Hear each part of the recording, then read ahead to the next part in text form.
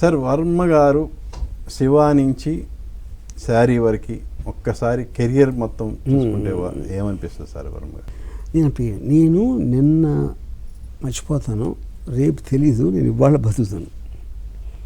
మీలా ఎప్పుడారో గుర్తు చేస్తూ ఆ సినిమా తీసానా అంతకని నేను ఇది నా చరిత్ర, నేను ఇక్కడ మొదలయ్యి నా ప్రయాణం ఇక్కడ, నేను అలా ఆలోచించినప్పుడు అసలు. సార్ మీరు సత్య చూసి ఇక మీదట ప్రతి అది పాయింట్ ఎప్పుడు అదొక ఎమోషన్. నేననే అదే సార్, సత్యాక అనుకున్నారు ఓకే, అలాగే శివ చూసిన శివ కూడా చూసాను, నాకు అనిపించలేమి, సత్యాగా అనిపించినది. దానికి కారణం ఏంటంటే వేరే ఏ సినిమాలు మీరు తీసిన ఏ సినిమాలకు అలా అనిపించలేదా? దీనంతా నేను కంపెనీ కూడా చూసాను మళ్ళీ సత్య తర్వాత, దానికి కూడా అనిపించలే.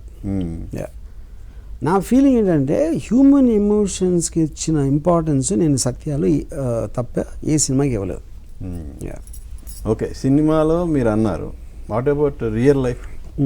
రియల్ లైఫ్లో హ్యూమన్ ఎమోషన్స్కి రియల్ లైఫ్లో నేను అసలు I'm not, I don't live with ordinary, అంటే ఒక రిలేషన్షిప్స్, ఫ్యామిలీ ఇలాంటి అసలు నేను పట్టించుకోను. So I absolutely no personal life at all.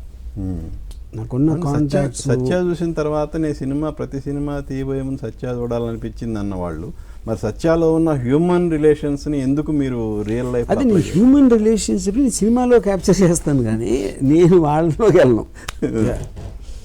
నేను సినిమా తీసినంత మాత్రం నేను గ్యాంగ్స్టర్ అవును, గ్యాంగ్స్టర్ భార్య అవను, లేకపోతే గ్యాంగ్స్టర్ ఫ్రెండ్ అవ్వను. మీరు అవ్వాలని నేను అంటలేదు సార్.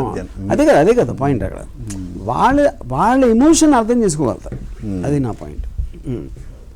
సో అలా ఎక్కువగా మీరు అర్థం చేసుకున్నది ఎవరి ఎమోషన్ని మీ రియల్ లైఫ్లో? రియల్ లైఫ్లో I don't think so. So nobody understands my emotion. I also don't understand anybody's emotion, which is the reason it is best to live by your self.